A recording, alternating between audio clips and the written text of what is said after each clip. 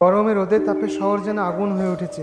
রাস্তায় ঘুরে বেড়ানো মানুষ, পশু পাখি সবার মুখে একটা একতি জল। তো প্রতিশ্রুতি ফাউন্ডেশনের সবাইকে নিয়ে আজকের দিনে বেরিয়ে পড়লাম। সবাই মিলে রাস্তায় জল খাবো পথচারীদের আর পশু পাখিদের। তো আমি সুভাষ আর সুভাষ পাল ব্লগ চ্যানেলে নতুন একটা ভিডিও নিয়ে চলে এসেছি। চলো শুরু করা যাক আজকের ব্লগটা।